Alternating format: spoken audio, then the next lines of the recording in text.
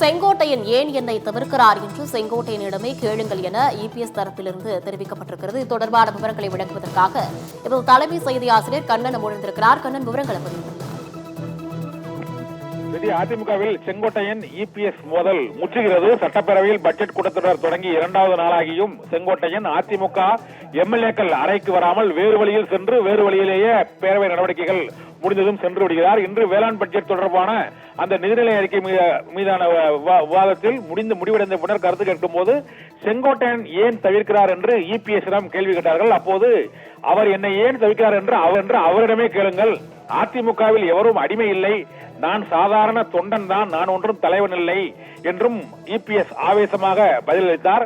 இதனால் இபிஎஸ் மற்றும் செங்கோட்டையன் இடையேயான மோதல் முற்றிக் கொண்டிருக்கிறது. எங்களுக்கு ஒரே எதிரே திமுக தான் என்றும் இங்கு வாரிசு அரசியல் இல்லை என்றும் அந்த பேச்சை தவிர்த்து வேறு பாதையில் அவர் பதிலளிக்க தொடங்கினார். இதனால் செங்கோட்டையனுக்கும் இபிஎஸ்க்கும் இடையேயான மோதல் முற்றிக் கொண்டிருக்கிறது. இன்னும் ஒரு முடிவுக்கு வரவில்லை. அதிமுகவை பொறுத்தவரை சுதந்திரமாக எம்எல்ஏக்கள் செயல்படுகிறார்கள். அனைவரும் கூட்டத்திற்கு வர வேண்டும் என்று நான் யாரையும் வற்புறுத்துவதில்லை, யாரும் இங்கு அடிமையாக இருப்பதில்லை என்றும் செங்கோட்டையன் குறித்த கேள்விக்கு அவர் பதிலளித்தார். இதனால் செங்கோட்டையன் குறித்து இபிஎஸ் என்ன நினைக்கிறார், இபிஎஸ் குறித்து செங்கோட்டையன் என்ன நினைக்கிறார் என்ற கண்ணாமூச்சி விளையாட்டு இன்னும் அதிமுகவில் இபிஎஸ் செங்கோட்டையன் இடையே தொடர்ந்து கொண்டே இருக்கிறது.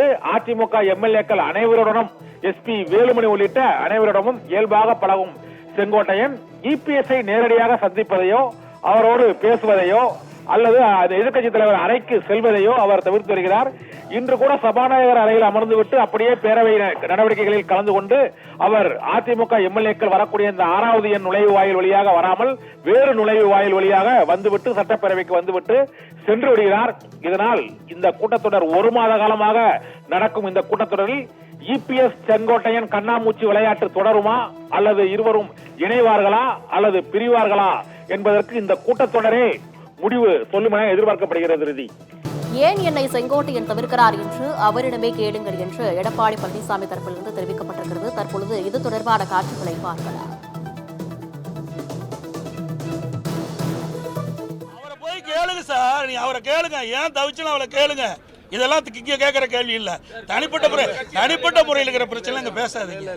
எங்களுக்கு நிறைய பேர் வரல, ஏன் வழின்னு கேட்கலாமா? அதை கேட்க மாட்டேங்கிறீங்களே. ஒரே நிமிஷம், இங்க எத்தனை பேர் வந்திருக்கிறோம்? மொத்தம் 62 பேர். அவரோட வேலை இருக்கும். இங்கெல்லாம் வந்து சுதந்திரமா செயல்படுகிற கட்சி திமுக மாதிரி அடிமை ஆட்கள் இங்க கிடையாது. நல்லா புரிஞ்சுங்க. எங்கேயுமே நான் ஒரு திருமணத்துக்கு போறேன், பத்திரிகையில் போடுறீங்க, இவர் கலந்துக்கல அவர்கள். நான் என்றைக்குமே யாரையும் எதிர்பார்ப்பது கிடையாது. நான் ஒரு சாதாரண தொண்டன், புரிஞ்சுங்க. தலைவன் கிடையாது.